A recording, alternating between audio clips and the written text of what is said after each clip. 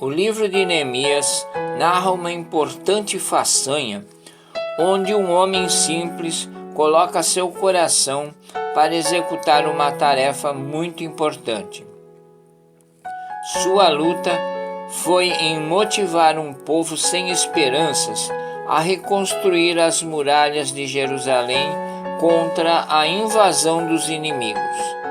Neemias também se preocupa em eliminar do meio do seu povo, do meio dos judeus, as influências que levavam o povo a se corromper. Para entender melhor, no ano de 587 a.C., Nabucodonosor conquista os judeus e destrói Jerusalém. Destruiu o templo, derrubou os muros e queimou os portões da cidade. E o povo foi levado para a Babilônia, sendo conhecido como o cativeiro da Babilônia. O Império Babilônico foi derrotado por Ciro, que libertou os judeus que começaram a retornar para Jerusalém depois de 70 anos de cativeiro, como também deu ordem para que a casa de Deus fosse edificada e devolveu os utensílios de ouro, prata, cobre da casa de Deus que foram levados por Nabucodonosor. Os israelitas não construíram logo os muros quando voltaram da Babilônia. O povo sentia-se inseguro, pois seus inimigos poderiam invadir Jerusalém a qualquer hora. Mas Deus levantou um homem, Neemias, que ajudou a reconstruir os muros de Jerusalém. Neemias era um israelita da cidade de Suzã e trabalhou para o rei Artaxerxes. Neemias era o copeiro do rei. Ele era quem provava o que o rei haveria de comer ou beber, para que ninguém o envenenasse. Neemias vivia no meio de pessoas ímpias que ignoravam a palavra de Deus, e no meio de tanto pecado, imoralidade, sensualidade e ausência de Deus, Neemias ficou firme na caminhada santa com Deus.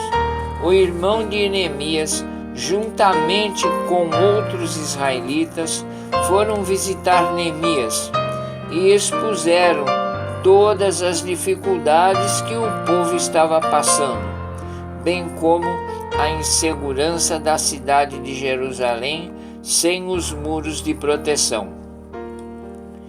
Ele ficou extremamente triste e sem forças, mas este fardo pesado entrou em seu coração e fez com que ele passasse mais tempo orando, jejuando e chorando na presença de Deus. Ele estudou a palavra de Deus e sempre buscando entender o porquê de tudo aquilo ter acontecido, até que no tempo certo Deus abriu uma porta sobrenatural.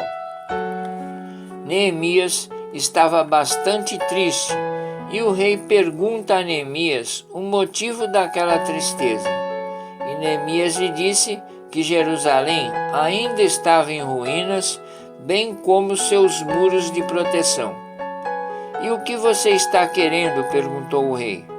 E Neemias responde: deixe-me ir a Jerusalém. O rei não só permitiu a sua ida, como também o ajudou a obter madeiras para a reconstrução. Os muros de Jerusalém estavam completamente destruídos e a cidade não tinha mais nada a não ser um monte de pedras, pedras sobre pedras. A igreja também estava totalmente afastada dos caminhos do Senhor, sem nenhuma pessoa firme para testemunhar o Deus vivo. A opressão ao redor de Israel era tão grande que todos aqueles que queriam reconstruir suas vidas eram zombados e desestimulados a trabalhar. Neemias começou a pregar, dizendo o que Deus havia colocado em seu coração. As pessoas começaram então a se arrepender, e um grande avivamento tomou conta daquelas pessoas. Os sacerdotes e levitas se purificaram, e o povo também se purificou. A casa de Deus passou também por mudanças. Neemias enviou trabalhadores para dentro do templo, dizendo: eu quero que cada lixo seja levado para longe daqui. Não quero nada aqui dentro que tenha a ver com idolatria ou sensualidade. Escrito em Neemias 13, versículos 8 e 9. Esta é uma receita de avivamento. A transformação que tanto queremos em nossas vidas e na vida das pessoas ao nosso redor, e isto acontece quando jogamos tudo fora, tudo o que não presta do nosso coração, todo pecado escondido, todo pensamento impuro e as obras da carne que ainda não foram transformadas pelo Espírito Santo de Deus. Deus não quer nenhuma brecha dentro de nós.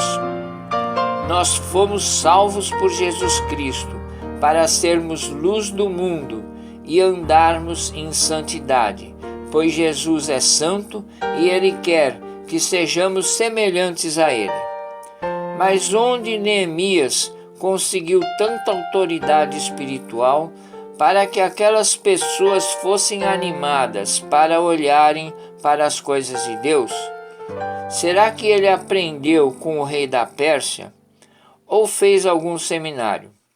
Neemias recebeu autoridade e ousadia de joelhos, orando, jejuando e pedindo para conhecer o coração de Deus. Neemias foi um homem dependente de Deus, e aqui mostra que a oração, o sacrifício, o trabalho árduo operou em conjunto na realização de uma grande visão dada por Deus.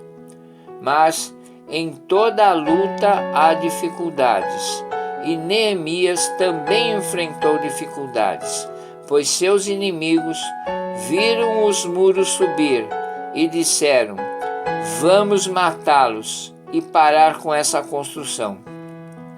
Os povos inimigos se uniram. Dentre eles, Gesem liderava os arábicos. Neemias 2,19. Tobias era um judeu e tinha uma posição de governador de terras amonitas. Neemias 2,19. Sanbalate foi o seu principal inimigo político. Esses povos se uniram com o objetivo de destruir Jerusalém, parar com a construção dos muros. Assim como o diabo quer matar, roubar e destruir tudo, assim era Sanbalate. Ele queria destruir tudo. Neemias reagiu ao ataque com oração e separou grupos de proteção, pessoas que trabalhavam próximos às suas casas. Assim, havia interesse daquela pessoa em construir a proteção para a sua casa e proteger os seus interesses. Metade das pessoas trabalhavam e metade vigiavam. Neemias 4,16. Os carregadores tinham uma espada na mão e na outra a carga. Os edificadores tinham uma espada na cintura e ninguém largava as armas. Haviam trabalhadores durante o dia e vigias durante a noite. O povo foi valente e continuaram a construção, e em 52 dias os muros foram reconstruídos e o povo sentiu-se feliz e seguro. Os muros tinham 8 metros de largura e a cidade podia ser vigiada por homens cavalgando sobre os muros de proteção. Os israelitas puderam viver um período melhor do que o período do exílio na Babilônia, mas não eram os mesmos antes de serem presos, pois eram dominados pelo rei da Pérsia e tinham que servir a ele, bem como pagar tributos. Mas o povo mantinha-se com a esperança, com a promessa de Deus que viria um rei, um libertador, que traria a paz e a união entre os povos. Amém? Eu sou Carlos Calmar e vimos que Neemias ensinou o povo a levar uma vida séria com Deus, limpando seus corações do pecado, da idolatria, o que mudou a sorte daquele povo. Precisamos também estar sempre na presença do Senhor, para que sejamos sempre abençoados e usados para mudarmos a situação de nossas famílias, de nossa igreja, como também do nosso país. Que as bênçãos de Deus sejam sobre todos e que possamos andar em santidade para sermos sempre luz do mundo. Assim seja.